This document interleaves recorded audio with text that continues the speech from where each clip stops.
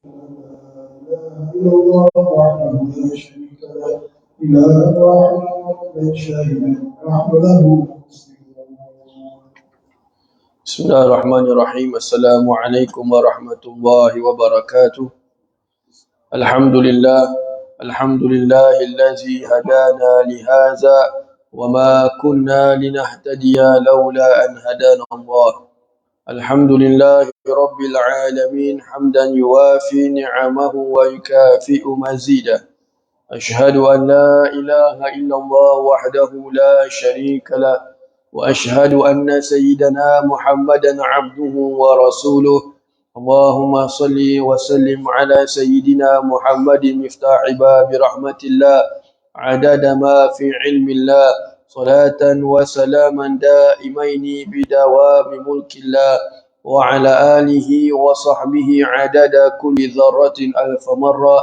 اللهم صل وسلم على نور الأنوار والسر الأسرار وترياق الأغيار ومفتاح باب اليسار سيدنا ومولانا محمد المختار، وآله الأطهار وأصحابه الأخيار عدد نعم الله وإفضاله. سبحانك لا علم لنا إلا ما علمتنا إنك أنت العليم الحكيم. رب اشرح لي صدري ويسر لي أمري واحلل عقدة من لساني يفقه قولي. أستغفر الله العظيم الذي لا إله إلا هو الحي القيوم وأتوب إليه. أما بعد.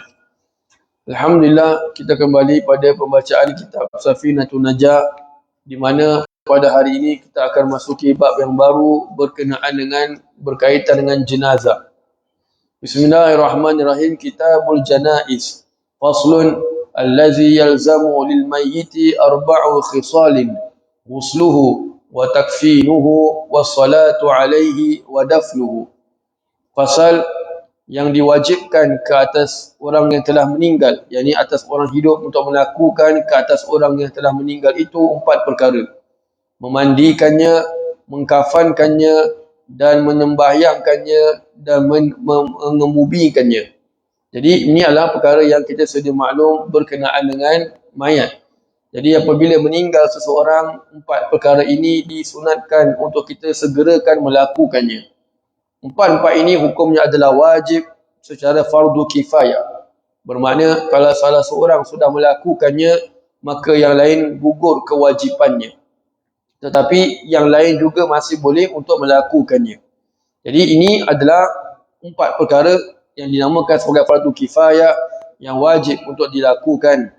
Baik, dan jika mana salah satu daripada perkara 4 ini dilakukan oleh seseorang, walaupun orang itu dia belum memayis, yang mandikan mayat itu adalah budak, tapi dia belum memayis. Cuma masalahnya budak ini tahu cara untuk memandikan mayat tersebut, tahu niat dan sebagainya memandikan mayat tersebut, maka dia kira sah. Dan andai kata kalau mayat itu dia bangun mandikan diri sendiri pun sah juga. Dan andai kata mayat itu bangun dia mandikan mayat yang lain pun sah juga. Ini kalau ada keramat. Kalau ada karamah, dia mandikan jenazah yang lain, maka hukumnya adalah sah. Yang lain tak payah mandikan. Tetapi kalau yang mandikan dia itu adalah jin, contoh, maka Imam Ramli mengatakan hukumnya adalah sah, tapi Imam Ibn Hajar mengatakan tidak. Ini kalau anda kata jin tu datang, nama saya jin, dia kenalkan diri dia, saya tak ada pasport pasal saya memang jin, dia kata. Saya nak mandikan jenazah arwah ni pasal dia kawan saya dulu. Subhanallah, maka Imam Ibn Hajar kata sah. Imam Ramli kata sah. Imam Ibn Hajar kata tidak sah. Ada kisah di antara wali-wali Allah Subhanahu Wa Taala di mana mereka itu berpesan pada anak dia. Ini cerita di Hadramaut dahulu. Dia pesan pada anak dia, nanti besok aku meninggal, biarkan aku dalam bilik mandi seorang diri. Nanti aku akan bangun, aku akan mandikan diri aku sendiri, dan kamu tinggal bawa aku keluar, kafankan saja.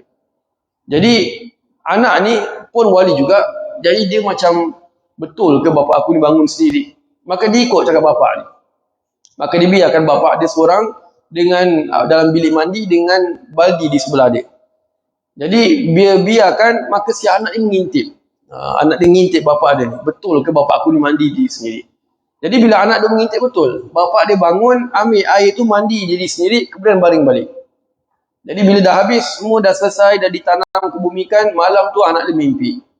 Kau ni anak ni tak ada adab. Mana boleh mengintip orang mandi? Subhanallah. Bapak boleh datang balik kat mimpi anak. Mana boleh mengintip orang mandi? Subhanallah. Jadi itu perkara yang luar biasa. Bukan maknanya kita nak mendustakan, tapi ia berlaku. Kerana kelebihan seseorang itu adalah kerana takwa mereka berbeza dengan kita. Subhanallah. Dan dalam berkenaan dengan rukun ataupun kewajipan yang dilakukan ke atas mayat ini, maka haram dimandikan, haram disolatkan, hanya wajib untuk dikafankan dan ditanam. Subhanallah. Baik. Jadi disambung pengarang mengatakan di sini, faslun aqallul ghusli ta'mimu badanihi bil ma. Pasal pada menyatakan berkenaan dengan memandi itu adalah meratakan air pada seluruh badannya. Yang zahir maknanya. Yang zahir paling kurang itu adalah meratakan badan si mati itu dengan air. Subhanallah. Ini yang paling minimum. Bermakna daripada ujung rambut sampai ujung kaki, semuanya telah dibasahi oleh air. Ini ukuran yang paling minimum. Paling kurang. Wa akmaluhu ay yaghsila sawatayhi wa an yuzila al-qazara min anfihi wa an yuwaddi'ahu wa an yadluka badanahu bisidri wa an yasubba al-ma'a alaihi salasa. Dan yang paling sempurnanya adalah ia membersihkan kedua kemaluannya si mati dan menghilangkan kotoran daripada hidungnya dan mengwudukkan si mati dan menggosokkan badannya itu dengan daun bidara atau daun sidir. Kalau tak ada daun bidara tu bermakna boleh digantikan dengan menggunakan sabun atau seumpamanya. Wa yasubbal ma'a alaihi salasa, dan meratakan dan menjiruskan air ke atasnya sebanyak 3 kali. Jadi ini kita cuma belajar secara dia punya teks saja. Apa yang tertulis dalam kitab. Hanya sahaja kita dapat memahami bab berkenaan dengan memandikan atau menguruskan jenazah ini apabila kita melalui belajar secara praktikal. Ataupun kita yang sendiri pengalaman, experience sendiri memandikan mayat, barulah kita boleh faham hukum-hukum berkenaan dengan jenazah. Pasal dalam hukum Islam ni yang kita nak kena faham, yang hanya sahaja kita boleh faham dengan bab betul tersebut adalah dengan praktikal saja 3 bab. Bermakna kalau anda kata kita baca 1000 kitab fikir sekalipun, kita tak boleh faham secara sempurna, melainkan kita dah laluinya ataupun belajar secara praktikal. Apa tu 3 perkara, 3 benda? Pertama bab jenazah, yang kedua adalah bab haji dan umrah, dan yang ketiga adalah bab nikah kahwin. Selagi mana kita tak experience melakukan haji, memanglah kita boleh terangkan orang, tapi bila sampai masa bila kita nak buat, kita sendiri yang menggelabah. Pasal kita tak biasa. Tak biasa, subhanallah. Walaupun kita alim sekalipun, tapi tak pernah bikin haji, maka still kita nak kena rujuk pada orang yang biasa melakukan haji. Subhanallah. Dulu dalam di Hadramaut dahulu, ada seorang alim, dia melakukan nak pergi haji. Jadi dia pergi jumpa dengan, kalau tak silap saya, Mufti Mekah ketika itu. Jadi Mufti Mekah kata, baik, nanti aku suruh aku punya khadam ni, suruh ajar kau macam mana nak buat haji. Kata si orang alim ni, kata aku ni orang alim, kau tak payah suruh khadam kau, suruh aku tahu buat. Kata tak apa, dia nak kena bawa kau. Baiklah, jadi bila ni 2 orang sampai Masjid Haram, si orang daripada khadam orang alim kata, kau tak payah ajar aku, nanti aku buat sendiri. Jadi khadam dia pun ikut tengokkan apa dia nak buat. Jadi bila masuk Masjid Haram, first kali dia buat apa? Dia semayang tahiyatul masjid.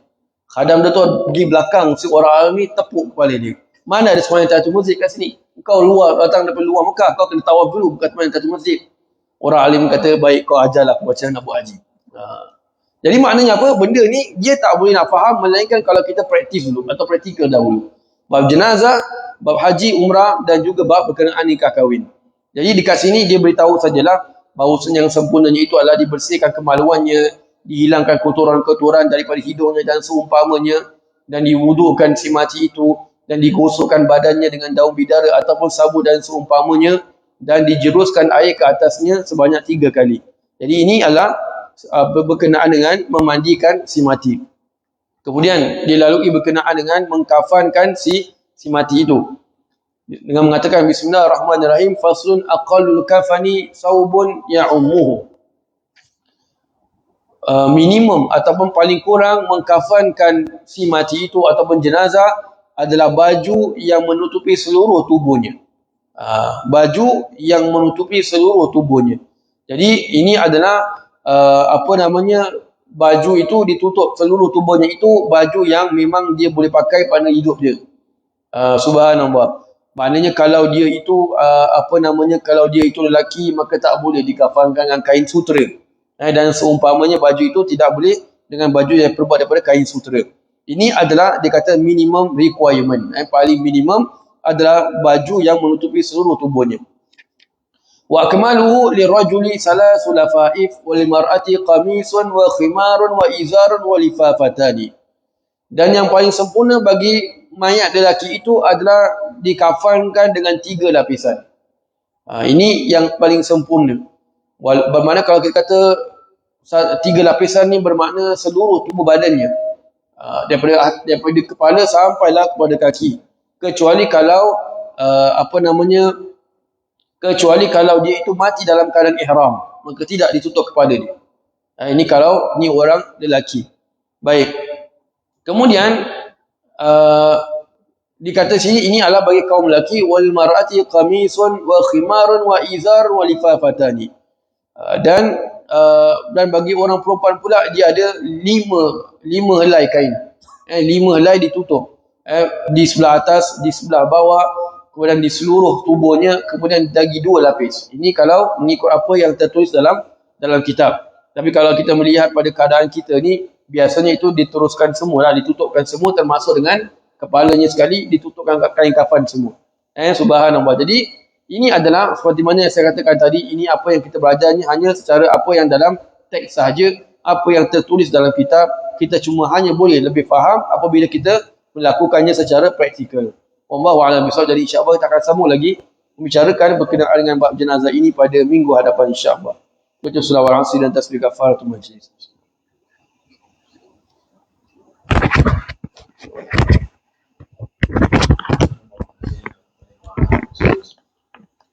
آمين آمين آمين يا رب العالمين. ربنا تقبل دعاءنا وأعمالنا وصلاتنا إنك أنت السميع العليم وتب علينا يا مولانا إنك أنت التواب الرحيم. دعواهم فيها سبحانك اللهم وتحيتهم فيها سلام وآخر دعواهم الحمد لله رب العالمين. تقبل الله